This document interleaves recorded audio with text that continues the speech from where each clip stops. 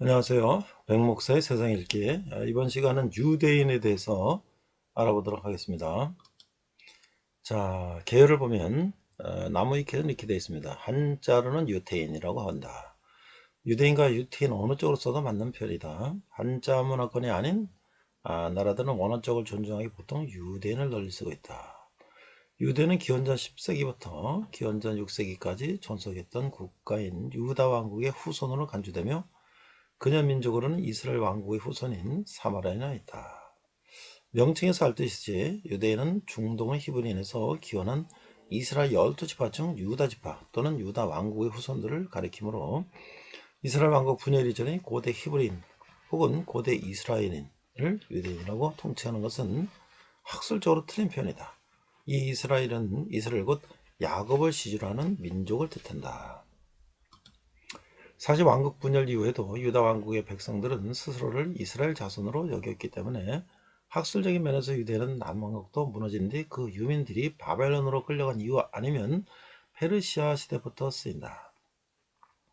따라서 밑에 유대인으로 등재되어 있는 다윗 솔로몬도 유다 지파 사람일지언정 유대인은 아니다. 그러나 실생활에서 이런 구분 없이 표현이 무분별하게 남발되고 있으며 나무위키 내 여러 항목들에서도 마찬가지다. 인구는 약 1500만 명가량으로 추산된다. 2차 세계대전 직전에는 인구가 1700만 명이었지만 2차 세계대전 당시 독일의 유대인 대학살 및 전투로 인해 인구가 크게 줄어 2차 세계대전이 끝난 후에는 1100만 안팎으로 줄었다. 자, 이후로는 유대인이 많이 남아있던 미국과 소련에 베이비붐이 불면서 유대인의 인구는 조금씩 회복됐지만 1960년에서 70년대에 걸쳐 이들 국가의 베이비붐이 끝나면서 미국과 소련, 유대인의 출산율은 인구 대체 수준을 밑돌게 되었고 점차적으로 고령화되어서 21세기에는 감소세에 들어서게 되었다. 다만 미국 유대인의 출산율이 1명대 중반에 그치는 것에 반해 이스라엘이 건국 이래로 비교적 높은 출산율을 기록하고 있기 때문에 2030년대에는 1930년대 수치를 넘을 것으로 예상된다. 자, 구분 기준인데요. 유대인이 집단 내 스스로를 다른 민족과 구분하기 위해 사용하는 기준은 다름 아닌 유대교 신자 여부이다. 즉 유대 공동체에 살며 시나고그 이 회당이라 하는데요. 등에서 모여 정기적으로 안식일과 기타 유대 휴일에 예배드리고 유대율법 보통 코시어가 가장 중요하다를 따르면서 유대교를 믿는다고 본다. 남자의 경우는 포경수술하는 것이 필요하다. 이게 할례라 그러죠. 보통의 경우는 앞백에서 유대인 증명서를 받거나 혈연, 특히 모계 쪽이 유대인인 경우에 있는 경우 두 가지뿐이다. 이스라엘에서는 조부모 중에 한 명만 유대인이면 유대인으로 간주해 이민을 받아주다가 네오나치가 발생해 반유대주의적 폭력을 휘둘러 충격을 받기도 했다. 또한 이스라엘에서는 유대인 분류 중에서 힐로니라고 불리는 비종교적인 유대인 부류가 있다. 하레디, 인구가 7.3%, 다티, 종교적 인구가 8.8%, 마르소티, 전통적 24.3%, 힐로니, 세속적 33.1%. 흔히 이스라엘이라고 불린다. 이스라엘은 민족명이기도 하고 현대 이스라엘 국민 이스라엘라이트 하며 민족명 이스라엘라이트와 구분한다. 자, 민족으로서 모든 유대인은 이스라엘인이지만 국적으로 따지자면 이스라엘 아닌 유대인도 많고 이스라엘인 중에는 아랍인 등 유대인이 아닌 민족도 많이 있다. 유대인들 간의 피부색 같은 특징으로 인한 차별이나 배척이 없지는 않지만 일반적으로 유대교를 개종하는 순간 민족이나 혈통 같은 건 무시하고 우리는 한 조상을 모시는 가족이라는 개념으로서 받아들여 준다고 한다. 기본적으로 2000년 이상 지속된 디아스포라를 통해 수많은 나라에 살다 보니 어느 국가 집단으로 가도 소수고 거기서 자기들끼리만 뭉친다면 바로 들통나 배척당하고 소멸할 수 있었기에 이들은 속인주의나 속주주의에 비할 만한 속교주의에 가깝게 혈통을 포기하고 유대교의 전통을 지키며 종교식과 윤리규범에 따라 살면 유대인이라고 인정해 주는 것이다. 따라서 유대인의 외모가 로스차일드 가문이나 스티븐 스필버그 감독 등 이와 같이 유럽인의 모습으로서 대변되게 그냥 유럽인 계열의 한 민족으로만 알려졌을 뿐 유대인이라는 민족은 어디까지나 중동의 세버파 민족의 그 근원을 두고 있다. 중국의 황인종이나 흑인 중에서도 유대인이 소수 존재한다. 이제 저 유대는 태어나는 게 아니라 교육받고 만들어지는 민족이라고 할 수 있다. 그렇기 때문에 다문화 민족 사회도 임에도 다민족 정책을 펴고 아시케나즘, 세파르팀, 베타 이스라엘 등 출신 성분에 따라 빈부격차가 심한 편임에도 간신히 국가 유지가 가능해지는 것이다. 한국인들이 제사도 지내고 점도 보고 교회도 가고 하듯이 유대인들 모두가 근본주의적인 전통을 고수하며 살지는 않고 적당히 다른 종교나 문화도 누리며 평범하게 살거나 혹은 개종하여 다른 종교를 믿는 사람들도 많긴 한데, 이들도 편의상 유대인으로 분류하고는 있지만 하레드나 일부 랍비들은 인정 못하는 것 같다. 유대인은 키파에 히브리어를 쓰고 이상한 복장에 고리타분한 이미지를 연상시키지만 대부분의 사람들은 그냥 평범한 복장에 다른 민족들처럼 살고 히브리어가 아닌 자국어로 대화한다. 사실 랍비는 점잖은 케이스고 하레디는 아예 이스라엘 주류 사회와도 갈등을 벌이는 꼴통들이다, 이렇게 설명하고 있어요. 어머니가 유대인이면 그 자식은 유대인으로 인정이 된다. 즉 모계사회다. 다만 모계사회라고 하지만 자식의 성씨는 남편의 것을 물려주며 여성의 지위가 더 높지도 않다. 유대인 사회가 모계사회인 이유는 유럽 전역으로 흩어지게 되면서 심한 박해를 받기 때문에 유대민족의 전통과 종교, 윤리구분을 눈에 띄지 않게 가르치려면 어머니가 집안에서 가르쳐야 했고, 어머니가 유대인이라면 무슨 일이 있어도 최소한 절반은 유대인 혈통이 보장되었기 때문이다. 종족의 정체성 유지를 위해 그리 된 거지 여성의 권력이 더 강해서 그런 게 아니라 라는 뜻이다. 자, 일례로 보수적인 유대인인 하레디를 보면 유대계 일파이자 오메가인 토라는 오직 남성만 공부할 수 있고 여성은 토라 공부를 하는 남편을 물심양면 지원해야 할 의무가 있으며 그걸 영광스럽게 여겨야 한다. 그리고 하레디 사회에서는 최고 사익감은 토라 공부를 잘하는 똑똑한 남성인데 사익감이 똑똑할수록 여성의 집안에서 사회 집안에 더 많은 돈을 보낸다. 만약 사이가 오래 살아서 거물 납비가 된다면 그야말로 무엇에도 비할 수 없는 가문의 영광으로 여긴다. 아버지가 유대인, 어머니가 타민족이라면 당연히 교육을 제대로 받지 않았을 가능성이 커서 유대사의 심사를 받아 유대인인가 아닌가 판단하게 된다. 보통 랍비를 통해 심사를 받는다. 자, 유대인이 같은 유대인인 누군가에 대해 엄담을 할 때 단골 레퍼토리가 어머니가 유대인이 아니라는 소문이나 남성의 경우 비유대인 여성과의 사이에서 아이를 낳았다는 소문이다. 자, 이 분파를 보면요, 다른 민족과 마찬가지로 유대인 민족이 더 갈라져 서로 구분되는 다수의 분파가 존재한다. 이 중 다수의 구성부위 혹은 정통성을 유대인을 대표하는 분파는 아슈케나즘, 뜻은 독일 사람들, 세파르딤, 뜻은 스페인 사람들, 미즈라힘, 뜻은 동방 사람들이 셋이다. 이전 가장 많은 비율을 차지하는 아시케나지 유대인은 주로 우크라이나 등 동유럽에 거주하던 유대인들로 이디셔를 충으로 사용하고 유대인 중 유럽인과 가장 유사하며 흔히 유대인 중 기반을 서구권에 두고 전 세계적으로 활동하며 영향력이 있는 사람들이다. 세파르드 유대인은 이베리아 반도를 중심으로 북아프리카 등지에 퍼져 있는 유대인을 말하고 라디노어를 주로 사용했다. 미즈라 유대인은 중동이나 중앙아시아, 캄카스 일대에 사는 유대인을 말하고 유대 아랍어를 사용한다. 종교 의례로 구분할 때는 크게 아슈케나즘식과 세파르딤식 이 두 개로 분류한다. 또는 그냥 아슈케나즘식 이외에 다른 모든 의례를 다 싸잡아서 세파르딤식 의례라 하기도 한다. 이때 미즈라힘은 비록 세파르딤과 혈연 관계 없지만 세파르딤식 의례를 따름으로 세파르딤으로 분류된다. 이런 이분적 분류는 문제가 많아 현대 이스라엘에서는 아랍어를 모를 수 없으면 미즈라힘, 유럽 출신으로 아랍어를 모르면 세파르딤이라 구분한다. 1942년 스페인 왕국에 의한 아람브라 함마코 소위 아람브라 칙령이 내려지게 되는데 이때 대다수 세파르딤이 북아프리카 및 레반트 지방으로 쫓겨나 미즈라임과 혼합되었다. 세파르딤 중 핵심 세력 일부는 당시 가장 자유로웠던 네덜란드로 나중에 영국으로 이주하여 신흥 해양 세력에 자본을 대면서 번영하였다. 영국의 총리를 지낸 벤자민 디즈레일러와 범신론 사사로 유명한 철학자 바리오 스피노자가 그 후손이다. 이중 아시케나즘의 기원에 대해서는 팔레스타인에서 살던 민족이 아니라 서아시아에 살면서 유대를 믿은 유목민 하자르족의 후손이라는 설이 있었으나 주력해서 반박된 상태이다. 참고로 하자르족의 직계 후손으로 추정되는 건 아시케나즘보다는 튀르크멘족과 이스라한의 타타르족 그리고 우크라이나 크림반도에서 리투니아에 걸쳐 극소수로 존재하는 카라임이다. 또한 카라임이 믿는 유대교육파는 아슈케나즘이나 세파르딤이 믿는 유대교와는 교리 자체가 완전히 다르며 십자군 시대 이후에야 크림반도에 정착했다. 이스라엘 매체에서는 아슈케나즘의 조상들은 350명뿐이라고 주장하고 있으나 근세 역사에서 아슈케나즘과 세파르딤 사이의 통혼이나 아슈케나즘과 기독교인 농노, 카자흐스탄의 통원 사례는 차고 넘치는 수준이다.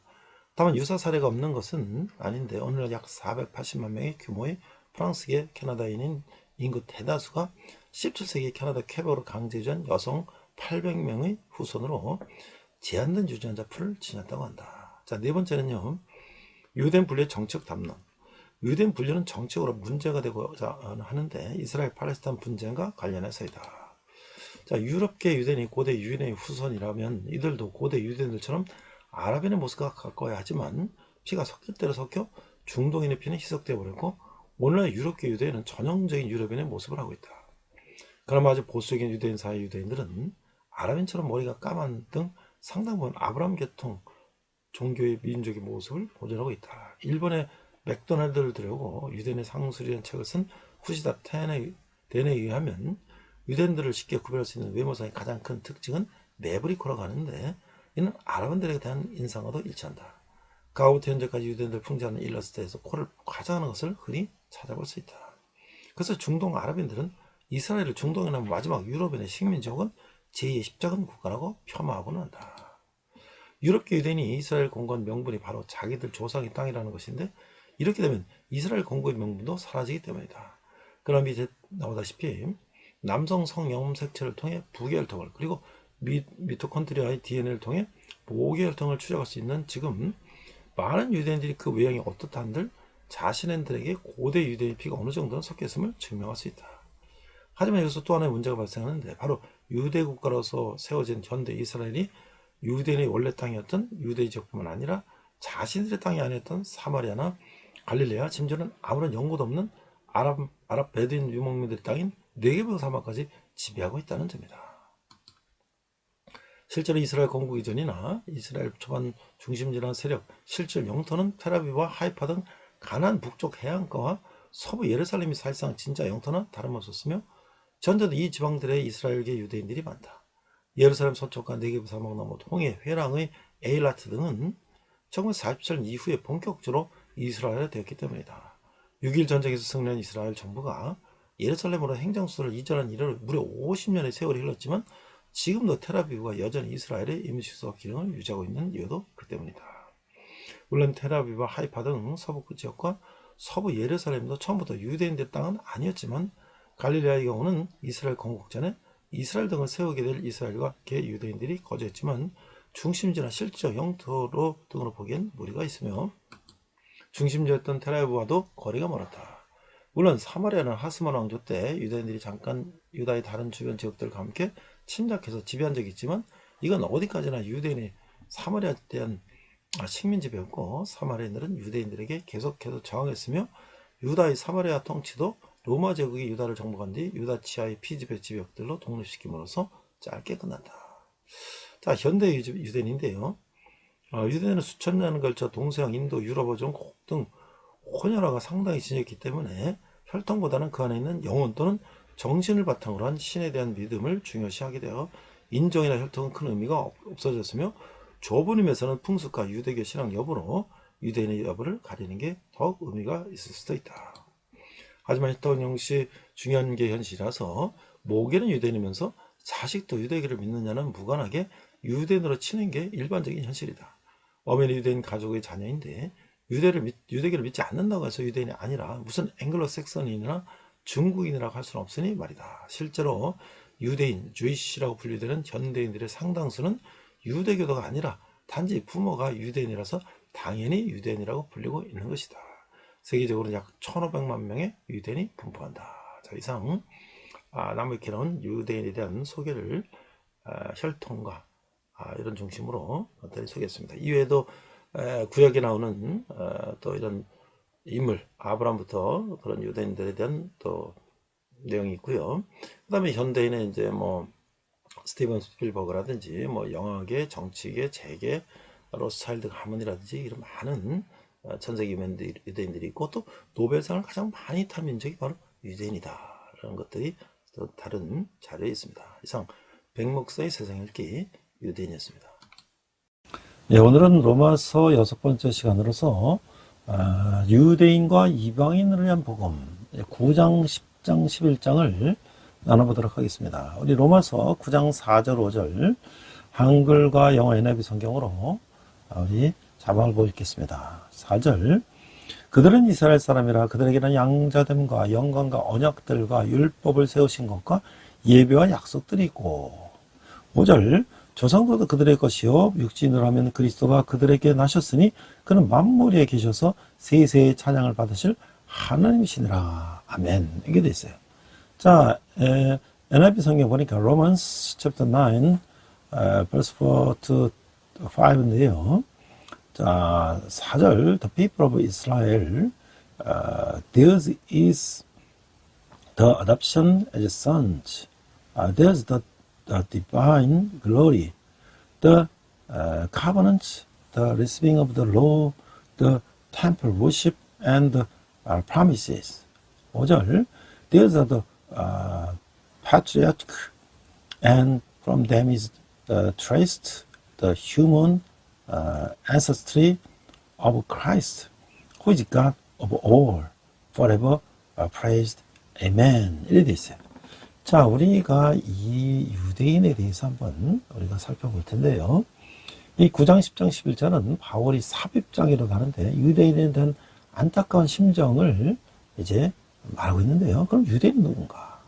앞에서 제가 유대인에 대한 이제 개괄적인 설명을 했는데요. 자, 우리가 이제 가장 궁금한 게 뭐냐면 노벨상 수상자의 30%가 유대인이다. 우리나라 지금 김대중 대통령이 노벨 평화상을 받았는데요. 최근에 이제 한강이라는 여류 소설가가 노벨 문학상을 이제 한국에서 받았다. 근데 이 노벨상 수상자의 30%가 유대인이다. 자, 세계 인구 215년 기준 73억 2천만 명 중에서 유대인이 차지한 비율은 0.2%에 불과한데, 그런데 유대인은 금융업에서 눈부신 활약상을 보이고 있고, 하지만 그들이 뛰어난 분야는 금융만이 아니다. 학문과 예술, 문화, 정치 분야에서도 훌륭한 업적을 거둔 유대인이 많기 때문이다.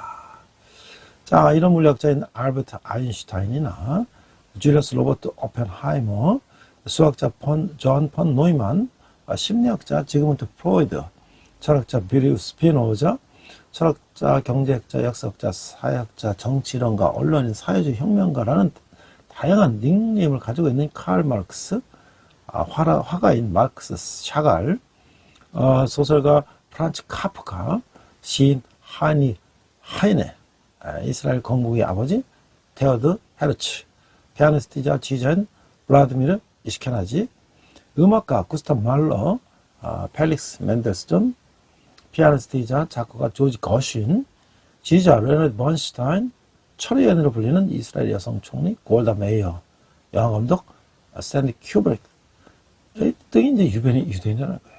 아주 기라성 같은 인물들이죠.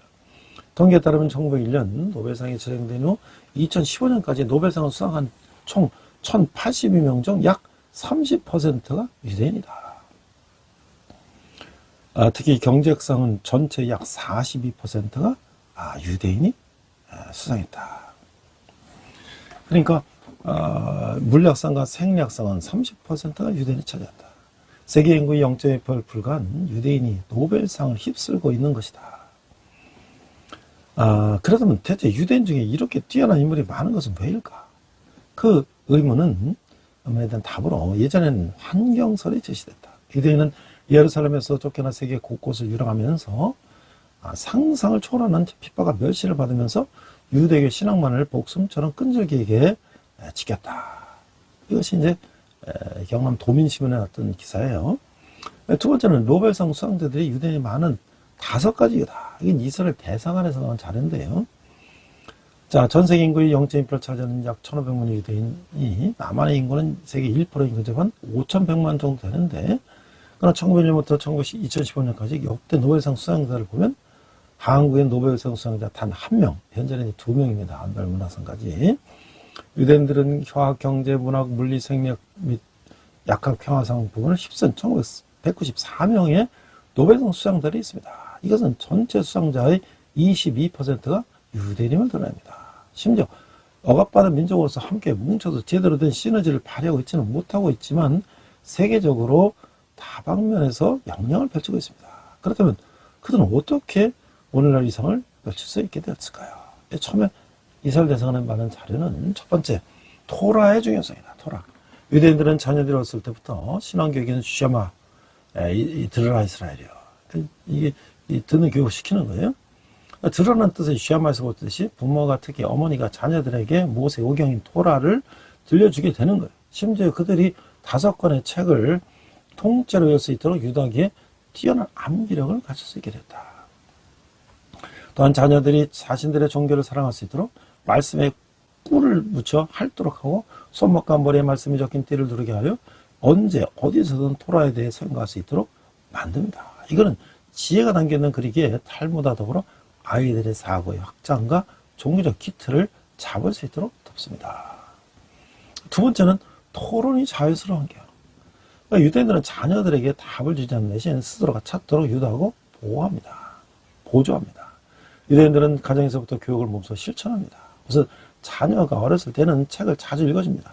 읽는 것으로만 끝나는 것이 아니라 자녀들이 이야기에 대해 어떻게 생각하는지, 느끼는지, 어떤 질문인지 말하도록 함으로써 생각하는 힘을 기르게 합니다. 하루에 한 끼는 반드시 가족이 함께 식사할 수 있도록 부모가 노력하고 밥을 먹을 때는 휴대폰을 사용하거나 텔레비전을 보도록 하는 것이 아니라 부모와 자녀 간의 대화가 이루어지도록 합니다. 일상적인 대화를 하며 정서적인 교감을 하도록 하고 신문 기사의 내용에 대해 토론하며 식사를 합니다. 가정에서 같이 생각하고 말하는 경험을 쌓으면 사회 나가서 학교에서는 친구들 사이에서는 토론할 장이 자연스럽게 마련됩니다. 어렸을 때부터 늙을 때까지 이렇게 토론을 하는 것이 자연스러운 삶의 일부분입니다. 이런 사회 모습을 잘 대변하듯 2명의 유대인이 모이면 3가지 의견이 나온다는 말이 있는데 이 뜻은 곧 각자 다른 의견을 가지고 있었으나 토론함으로써 합의점을 찾게 되는 새로운 의견 및 결론이 나온다는 것을 의미합니다. 세 번째는 뇌를 활성화시키는 교육 하브루타. 이 참고로 히브리 대학 도서관에 제가 가봤는데요. 우리 도서관은 그냥 이렇게 조용하잖아요, 공부하는데. 이 히브리 도서관은 어떤 방에 들어갔더니 서로 얼굴을 맞대고 그냥 침을 튀기면서 토론하는 거예요. 이게 바로 토론식 교육이에요. 그래서 이와 같이 토론이 자연스럽게 되면 직접적으로 학업에 적용하게 됩니다.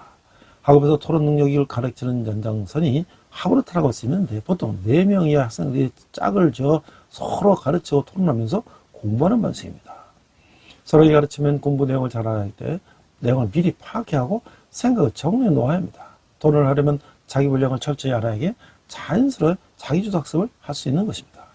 서로에게 가르치기 시작하면 다양한 관점을 접할 수 있는 기회가 되고 서로에게 질문을 던짐으로써 당연한 것에 대해서도 의문을 품고 해결하게 되고 상대방을 설득할 수 있는 능력을 기르게 됩니다. 이렇게 능동적으로 가르치는 것이 학습 내용을 기억하는 데 가장 효율적이라는 사실은 과학적으로도 증명한 바 있으며 이런 교육이 쌓여서 단기적인 암기가 아닌 거의 평생 갈 수 있는 지식의 장관을 쌓습니다. 네 번째는 지식을 사랑하는 마음. 아이들은 이미 가정에서 토론을 통해 질문하고 표현하고 탐구하는 능력을 형성하면서 자연스럽게 지식이 몸과 머리에 쌓이게 되고 그것이 곧 일상이 됩니다. 그래서 지식이 이미 자신의 일부이기에 지식을 배우는 것이 익숙해지게 됩니다. 나가서 어린이집에서 어린이들이 처음으로 교육받기 하게 될 때 선생님은 꿀을 알파벳 모양으로 배치하고 그것을 핥도록 함으로써 배움이 얼마나 달콤한 것인지를 아이들에게 인식시키는 의식을 하기도 합니다. 그래서 이런 지식을 사랑하는 전통과 마음의 수많은 유대인들이 성장에서도 책을 가까이 하고 아이비리그와 같은 명문대에 진학하도록 하는 원동력이 되는 것입니다. 5번째는 잠재력 확장인데요. 공부하는 것만으로 끝나는 것이 아니라 공부의 방향성도 초등학교 이후부터는 생각하게 됩니다. 특히 부모들은 자녀가 어느 분야에 호기심이 있고 어떤 것을 잘하는지 주의 깊게 관찰하며 아이의 사고를 확장하며 최대한 자신의 잠재력을 끌어올릴 수 있는 기회를 열어줍니다. 좀 더 이해하기 쉽도록 하기에 한국식 교육과 유대식 교육을 아래표로 정리했습니다. 여기 보니까 한국식 교육은요, 성공 우선이고 애착에 소홀하고 정체성 가치관에 소홀하고 개인 출세 자아실현, 성적 지식, 시험 합격, 암기, 선행학습, 조기학습, 숫자, 문자 숫자 인지 우선, 삼가요리, 연역적 교훈 중심, 교과서적 지식, 강의와 전달, 뭐 이런 건데요. 이제 유대 교육은요, 가정 우선이고 안정된 애착, 분명한 정체성, 티쿤 울람, 세상을 더 아름답게 하는 거예요. 실력, 지혜, 생활 실천, 이하 적용, 적기 교육, 조기 교육, 애착과 관계교선, 삼가직격, 구체적이고 기납적이고 실제 삶의 지식, 토론과 논쟁, 묻는 교육, 생각하는 교육, 지리 교육 뭐 이런 거라는 거야. 이 다르죠. 자, 위 내용에서 볼 수 있듯이 인재를 길러내기 위해 빠른 속도와 암기만 하고 잊어버리게 되는 시기 공폭은 보통하지가 않습니다.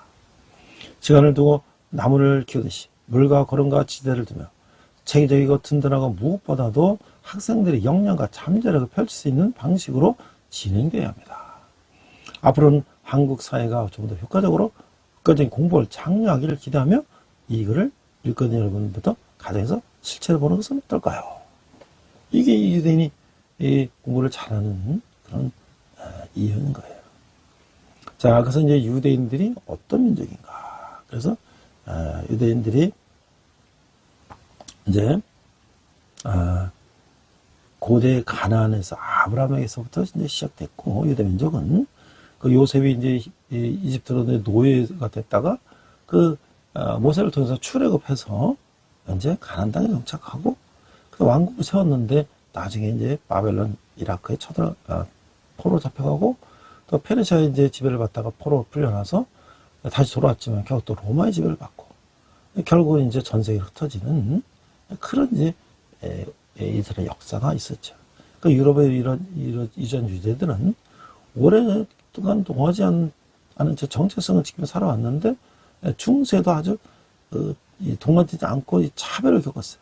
그래서 그렇기 때문에 이제 이 유럽 사람들이 하지 않던 천하다고 하는 직업들, 금융이나 사검이나 무역에 종사하게 됐어요. 그래서 오히려 유대인들이 자본을 축적하게 됐다. 그래서 이제 그들이 나중에 이제 2차 세계대전에 홀로코스트가 일어났고 많은 유대인들이 미국, 영국, 이스라엘 등으로 이제 대량 이주하게 됐어요. 그래서 결국은 현대 국가 이스라엘을 2차 세계대전 이후에 이제 세우게 됐는데 그 기본법에서 스스로 유대 국가로 규정함으로 귀환법에 의해서 이스라엘 시민권을 요구하는 모든 유대인들에게 국적 취득을 승인한다. 그래서 현재는 이스라엘은 유대인이 인구 대다수를 차지하는 유일한 나라가 됐다. 우리가 이제 역사적으로 보면 이제 구약성이 바로 유대인 역사죠. 그래서 우리가 지금 성경에서 배웠던 얘기들은 정말 그게 유대인 역사고, 또 앞에서 얘기했던 것처럼 유대인 분파는 이시케나즘, 스파르dim 이런 여러 이제 또 모계사이기 때문에 아시아부터 아프리카, 유럽 전 세계 이 종족과 섞여서 살게 됐다. 그런 얘기죠.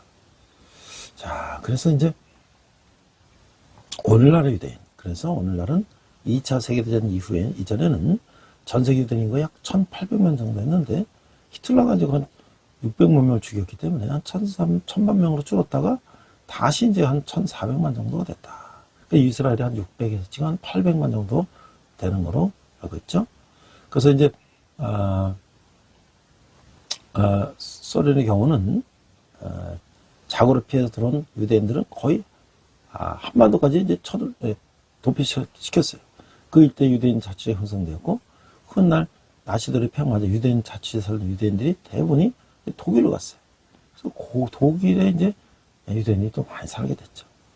그래서 1948년 이제 건국되었고, 기원법에 따라 이제 들어갔는데, 이제 유대인들이 유럽계만 있는 거 아니에요. 송나라 때 유대인들이 서역이 이제 실크로드를 따라서 이제 그걸 넘어왔죠. 사마르칸트라든지 이런 쪽으로 중앙아시아 넘어와서 중국에 들어와서 살았다는 거예요. 그래서 그들의 성씨가 리씨나 장씨나 안씨나 진씨 등이 그런 성씨라는 거예요. 그래서 그들을 북송의 카이펑의 교자여 카이펑 유대인 또는 이치로예 이렇게 이름으로 불렀다. 그래서 이치로는 북송 황제가 하산 이름으로 이스라엘의 음력을 이제 이렇게 따서 했다는 거죠. 그래서 중국의 전처럼 이슬람교의 무슬림처럼 유대인도 돼지고기를 먹지 않는 종교 신앙을 인해서 북송시대 중국인들은 또 집단 모두를 고교, 남모, 회회 등으로 불렀으며 유대인들은 즉클, 주오, 주오득, 주코, 주역 등으로 불렸는데 북송 카이펑의 이치로예인들은 한족과 같이 가가심을 칠 수 있었으며 명나라가 건국되자 명태조 주원장은 생목인 회해인은 본종의 통혼을 불함으로 명분을 규정했다. 이제 이렇게 그러니까 이제 중국에까지 유대인이 이제 진출했던 거예요. 제가 이제 이스라엘 가서 보니까 이 아시아계 중국계 유대인들이 있는 거예요. 왜냐면 모계 혈통이기 때문에 남편이 뭐 아프리카인이든 유럽인이든 아시아인이든 간에 결혼해도 그는 유대 혈통을 갖는 것이죠. 자, 오늘 우리가 유대인을 이렇게 자세히 공부했냐 하면은 로마서 1장 8절과 9장 11절의 관계를 우리가 한번 생각해 보면 그 1장 9장 11절은 삽입장인데 이 바울의 주요 논제에서 벗어나 있는 논제 개념을 말하는 사람이 있어요. 그럼 이 장들은 믿음에 의한 칭의 교리의 바울의 실천적인 적용의 일부라고 말하는 사람도 있어요. 그러니까 8장 후반에서 하나님의 예정 교리를 설명하면서 9장, 10장, 11장에서 이 진리를 유대인과 이방인들에게 적용시키고 있다. 이제 바울은 마지막 때의 이 사건, 특별히 자신의 민족 이스라엘과 관련된 마지막 때의 사건을 더욱 상세히 다루고 있어요. 바울은 역사 속에서 나타난 하나님의 뜻을 펼쳐 보이면서 이 부분을 끝내고 있는데, 자, 로마서 개관을 보면 신학적으로는 우리가 이제 정죄라는 거, 성부 하나님 1장 18절 3장 20절 공부했죠? 그럼 적용은 유대인과 이방인에 대한 적용이 9장 11장. 그리고 이제 정죄 성부 하나님 칭의 3장 21절 5장 21절 성자 예수님, 그 다음에 성령님 6장 7장 8장, 그 다음에 유대인과 이방인 9장 10장 11장, 그리스도인 복음과 그리스도인 12, 13장, 복음과 교회 14, 15, 16장 이렇게 되어 있다는 거예요. 그래서 바울이 9장에서 10장 11장에서 네 가지 이유는 뭐냐? 첫 번째, 개인적인 이유는 바울 서신을 읽는 사람 가운데 이 모든 유대인들은 이스라엘의 영적인 운명에 관하여 알고 싶어 했을 것이다. 그래서 바울은 복음의 은혜를 자기 민족들이 누리길 원했다. 그런데 교리적인 위해서는 이스라엘에 대한 하나님의 약속과 이스라엘 영적인 운명에 대한 의문을 낳게 하는데, 이스라엘 백성이 복음을 거부했다고 하나님도 이스라엘을 거부한다는 의미인가? 그러면 하나님의 약속은 어떻게 되는가? 즉 이스라엘을 다름에 있어서 하나님의 의를 보여줄 필요성에 대해서 설명하고 있는 거예요. 세 번째는 실천적인 이유인데, 구원이 오직 예수 그리스도를 믿는 믿음으로 말미암다면 이것은 유대인들과 이방인들의 관계에 어떤 영향을 미치게 되는가? 복음의 인종적 문제에 적용하고 있는 거예요. 그 다음에 네 번째는 실천적인 의미인데, 구원이 오직 예수 그리스도인 안의 믿음에 의한다면 사람은 먼저 믿은 사람의 선교적 책임을 묻는 거예요. 그래서 먼저 믿는 사람들이 유대인들에 대해서 이제 책임을 져야 된다. 자, 기독교가 이스라엘에게 진 빚은 뭘까? 9장 4절 5절을 읽어보니까요. 그들은 이스라엘 사람이라. 그들은 양자됨과 영광의 언약들과 율법을 세우신 것과 예배와 약속들이 있고. 5절, 조상들도 그들의 것이요 육신으로 하면 그리스도가 그들에게서 나오셨으니 그는 만물 위에 계셔서 세세의 영원 찬양을 받으실 하나님이시라. 아멘. 자, 9장 4절에서 5절은 언급된 이스라엘에 주어진 8가지 복들이 그들이 가장 큰 복인 예수 그리스도를 거부함으로써 이방인은 우리가 이 복을 누리게 되는데, 이것은 우리 이방인의 구원을 위해 계시는 하나님의 의로 이방인의 구원이 이루어질 때까지 이스라엘이 누릴 복이 지연력이다. 이것은 하나님의 긍휼하심에 의한 것이며, 이에 대해 우리는 하나님께 감사를 드리고 영적으로 빚진 자인 우리 이방인 그리스도인들은 택하신 백성에게 주어진 그 복을 이스라엘이 누릴 수 있도록 그들의 영적 회복을 위해서 우리가 기도해야 된다라는 거예요. 그 다음에 이제 하나님의 주권적인 선택과 다루심에서 하나님의 긍휼의 의와 의미는 뭘까? 9장 6절에서 13절인데요. 우리 이제 11절부터 읽어보겠습니다. 그 자식들이 아직 나지도 아니하고 무슨 선이나 악을 행하지 아니한 때에 택하심을 따라 되는 하나님의 뜻이 행위로 말미암지 않고 오직 부르신 이로 말미암아 서게 하려 하자. 리브가에게 이르시되 큰 자가 어린 자를 섬기리라 하였나니 기록된 바 내가 야곱은 사랑하고 에사는 미워했다 하신가 같으니라. 자, 이게 하나님의 사랑과 긍휼이 공의로운 선택의 기준에 대해서 우리가 구원을 받았으니 우리는 이런 하나님의 선택에 감사해야 한다. 만약 하나님의 공의와 사랑과 긍휼에 있어서 완전하신 하나님이라면 왜 어떤 사람은 구원을 받고 어떤 사람은 구원을 받지 못하는 것은 전적으로 하나님의 주권에 속함으로 이해할 수가 없다 할지라도 하나님을 신뢰해야 된다. 이런 얘기죠. 자, 그래서 9장 15, 16절에 보니까 모세에게 이르시되 내가 긍휼히 여길 자를 긍휼히 여기고 불쌍히 여길 자를 불쌍히 여기리라 하셨으니 그런지 원하는 자로 말미암도 아니요 다른 복지라는 자로 말미암도 아니요 오직 긍휼히 여기시는 하나님으로 말미암음이라.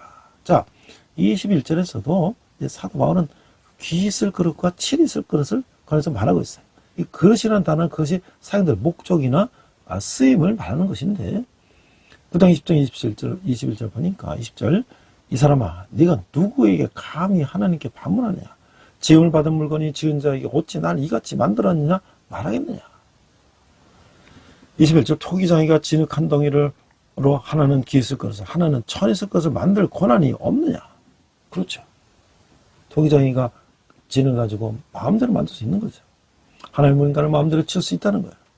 남은 자들과 이방인에 대한 구원에 대한 예언을 이제 로마서 9장 23절 29절에서 이렇게 말씀하고 있어요. 자, 25절 호사에 그래도 이르기를 내가 내 백성 아닌 자를 내 백성이라 사랑하지 아니한 자를 사랑한 자라 부르리라.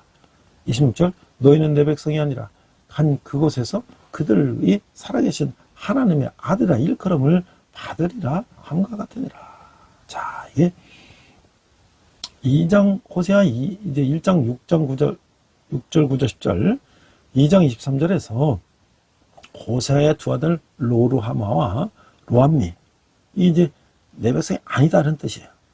그 뜻을 통한 메시지는 불순종한 이스라엘에 대한 하나님의 사랑과 인내와 긍휼의 계시라. 이 못하는 또는 아니다라는 말이 그들의 이름에서 제게달라를 지적해 주셨어요. 이방인들은 하나님의 백성이 아니기 때문에 사랑을 받지 못했지만 하나님께서 긍휼 가운데 그들에게 복음을 주셨으며 하나님의 선택은 이스라엘을 초월하게 되었다. 그런 거죠.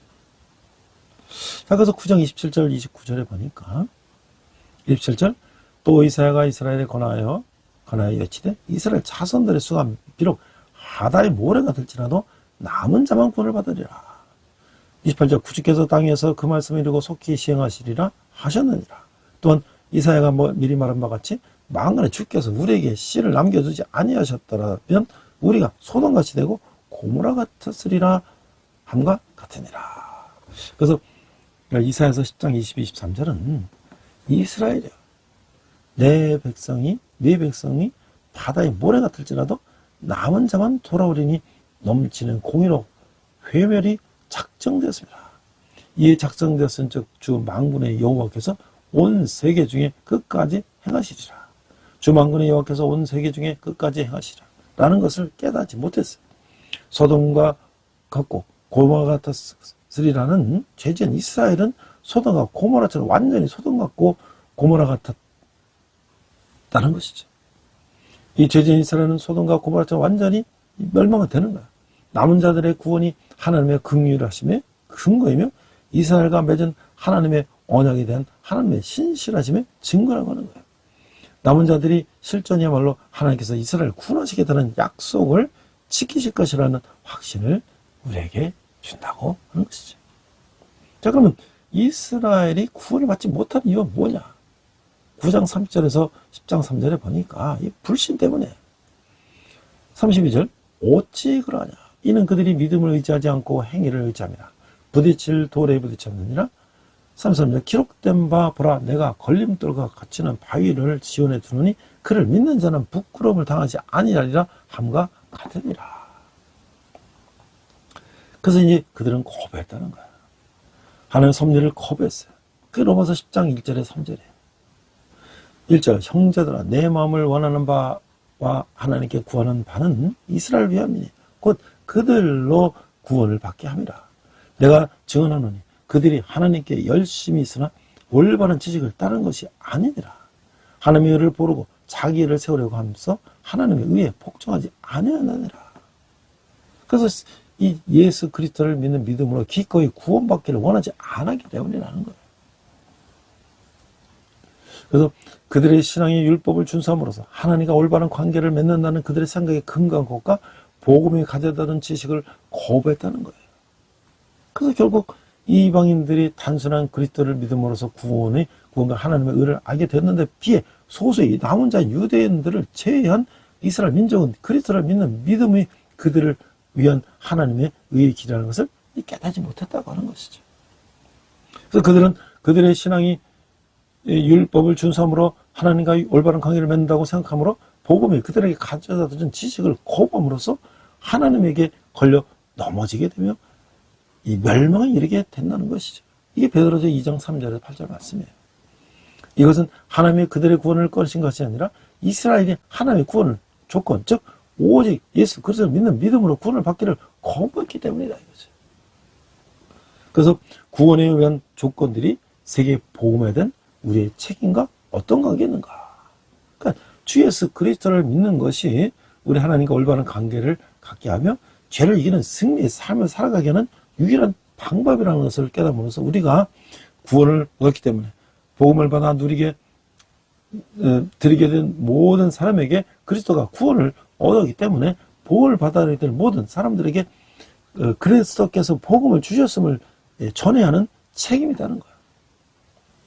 그래서 이것이 세계 복음화에 대한 우리의 책임이라고 하는 것이죠. 그래서 10장 6절에 8절 보니까 믿음으로 말미암는 이는 이같이 말하되 내 마음에 누가 하늘에 올라가겠느냐 하지 말라 하니 올라가겠느냐 하면 그리스도를 모셔 내리라는 것이요. 7절 혹은 누가 무적에게 내려가겠느냐 하지 말라 하니 내려가겠느냐 하면 그리스도를 죽은 자 가운데서 모셔 올리라는 것이라. 8절 그러면 무엇을 말하느냐 말씀이 내게 가까워 내 입에 있으며 내 마음에 있다 하였으니 곧 우리가 전파하는 믿음이 말씀이라. 그러니까 보내진 사람들에 의해 복음이 전해지지 않는다면 사람들은 구원을 받을 수 없기 때문에 하나님께서 우리에게 이 복음을 전하는 일을 명하시고 우리가 하나님의 부르심에 섬김으로 응답하도록 요구하고 계신다. 이게 12절 14절 말씀이에요. 그래서 12절 유대인이나 헬라인이나 차별없음이라 한 분이신 주께서 모든 사람의 주가 되사 그를 부르는 모든 사람에게 부유하시도다. 누구든지 주 이름을 부르는 자는 구원을 받으리라. 14절 그런즉 그들이 믿지 아니하는 일을 어찌 부르리요 듣지도 못한 일을 어찌 믿으리요 전파하는 자가 없이 어찌 들으리요. 그래서 이번에 하나님께서 모든 사람에게 복음을 전하시기를 원하시고 그들을 구원하실 하나님의 계획이 이루어지기를 원하시기 때문에 모든 교회와 우리 모두는 하나님의 지상 명령을 충실히 이행하는 것이 우리 사역의 목표가 되도록 해야 하며 우리 삶의 모습도 이 사명에 맞게 변해야 된다. 그러면서 10장 18절 21절 보니까 그러나 내가 말하노니 그들이 듣지 않았느냐 그렇지 아니하니 그 소리가 온 땅에 퍼졌고 그 말씀이 땅끝까지 이르렀도다 하였느니라. 그러나 내가 말하노니 이스라엘이 알지 못했느냐 먼저 모세가 이르되 내가 백성 아닌 자로서 너희를 시기하게 하며 미라는 백성으로서 너희를 노엽게 하리라 하였고 이사야는 매우 담대하여 내가 나를 찾지 아니한 자들에게 찾은 바 되고 내게 묻지 아니한 자들에게 나타나노라 말하였고 이스라엘에 대하여 이르되 순종하지 아니하고 거슬러 말하는 백성에게 내가 종일 내 손을 벌렸노라 하였느니라. 그러니까 거부하는 백성들에게 하나님은 손을 벌리셨다는 거예요. 근데 먼저는 나를 준비시키는 하나님이 부르실 때 이 감사하며 나갈 수 있도록 나의 삶 전체를 성령님의 인도하심에 의지할 수 있도록 구해야 된다는 거예요. 자, 그러면 이제 이스라엘이 완전히 버려진 것이 아니라는 두 가지 방법을 11장에서 말씀하고 있어요. 우리는 하나님께서 이스라엘을 완전히 버리셨다는 의문을 가질 수 있는데 로마서 11장 1장 15절을 보면 하나님께서는 사도 바울 같은 신실한 남은 자들을 남겨주셨다고 하는 거예요. 로마서 11장 4절 5절 보니까 그에게 하신 대답이 무엇이냐 내가 나를 위하여 바알에게 물어볼 것이 아니한 사람 7,000명을 남겨두었다 하셨으니 그런즉 이와 같이 지금도 은혜로 택하심을 따라 남은 자가 있느니라. 그래서 이스라엘의 메시아를 일시적으로 거부하는 것을 이용하여 하나님은 이방인이 복음을 받아들이고 이용하여 하나님은 이방인이 복음을 받아들이는 그 기회를 주셨는데 하나님이 이스라엘 일시적으로 넘어지게 하셨어요. 그리고 또 그것은 이방인이 회심을 이용하셔서 유대인들의 질투심을 야기시켜서 근데 이스라엘이 돌아오게 하는 하나님의 은혜와 지혜라고 하는 거예요. 그래서 로마서 11장 11절 12절을 보니까 그러면 내가 말하는 그들이 넘어지기까지 실족하였느냐? 그럴 수 없느니라. 그들이 넘어짐으로 그 구원이 이방인에게 이르러 이스라엘로 시기나게 함이니라. 그들로 넘어짐이 세상의 풍성함이 되며 그들의 실패가 이방인의 풍성함이 되거든 하물며 그들이 충만함이리요. 그러니까 하나님은 그들을 버리지 않으셨다는 거죠. 그래서 이제 감람나무의 비유가 가르치고 있는 것들이 중요한 교훈이 세 가지가 있는데요. 자, 이게 올리브나무. 우리는 이제 접으실 때요. 뿌리는 이제 이 올리브 가지를요. 튼튼한데 다른 나무 뿌리에다 붙여요. 그래서 올리브 이게 열리게 하죠. 그런데 이 하나님의 방법은요. 원래 올리브나무 가지에다가 우리 이방 민족을 거기다 갖다 붙였다는 거예요. 그래서 우리 이방인들이 그 유대인들의 뿌리의 양분을 먹고 우리가 자라게 하셨다는 거예요.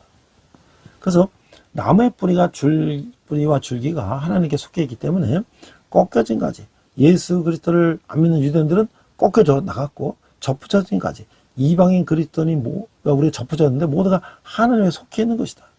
예수 그리스도를 메시아로 받아들이지 않아 유대인이 꺾인 가지가 된 것은 이방인이 우리를 접붙인 가지가 되게 한 것이다. 이에 따라서 꺾인 가지를 멸시해서는 안 된다. 우리는 그 유대인이 꺾여 나간 그 자리에 이방인이 차지했기 때문에 그걸 감사하게 생각해야 된다. 하나님은 긍휼로 이스라엘이 꺾여진 가지가 되고 이방인의 가지가 접붙임을 받았으나 하나님 안에 거하지 아니하면 원가지가 잘리는 것처럼 우리도 잘리게 된다는 거예요. 그 로마서 11장 17절 18절에 보니까 또한 가지가 얼마가 꺾였는데 돌 감람나무인 네가 그들 중에 접붙임이 되어 참 감람나무 뿌리의 진액을 함께 받는 자가 되었는즉 그 가지들을 향하여 자랑하지 말라. 자랑할지라도 네가 뿌리를 보존하는 것이 아니요 뿌리가 너를 보존하는 것이다. 그래서 이스라엘이 거부는 일시적인 것이며 이방인에게도 긍휼을 베푸시는 하나님께서 선택된 백성에게도 긍휼을 베푸셔서 이스라엘을 회복시키실 것이다.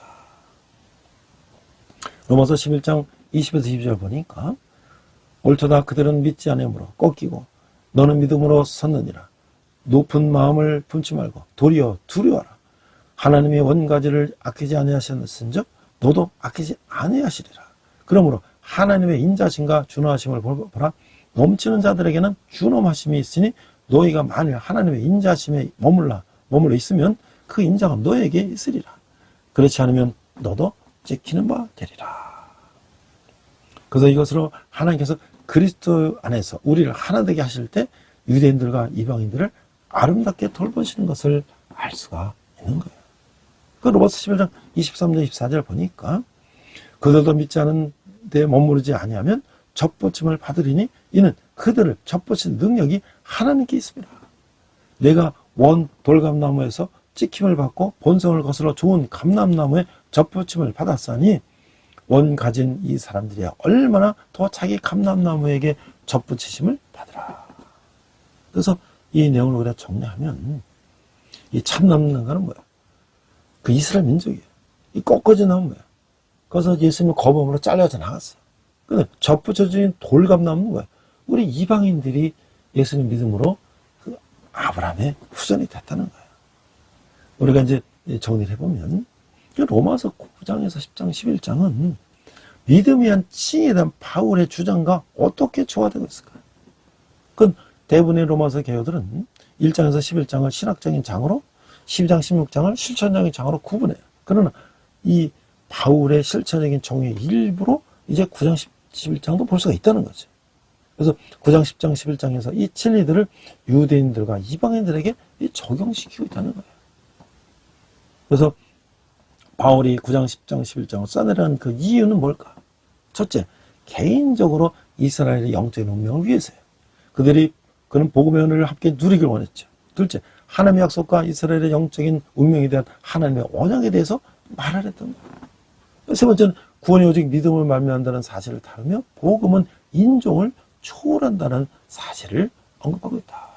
네 번째는 복음과 하나님의 긍정적인 계획은 무엇인지를 아는 바울은 복음을 받은 사람이 전해한다는 책임을 알리라 했다는 것이죠. 자, 이제 뭐 정리하면 그래서 하나님의 지혜 부요함이 11장 32, 36절에 나오는데 32절 하나님이 모든 사람을 순종하지 않은 가운데 가두어 두심은 모든 사람에게 긍휼을 베풀려 하심이로다. 깊도다 하나님의 지혜와 지식이 풍성하며 그의 판단은 헤아리지 못할 것이며 그의 길은 찾지 못할 것이로다. 누가 주의 마음을 알았느냐? 누가 그의 모사가 되었느냐?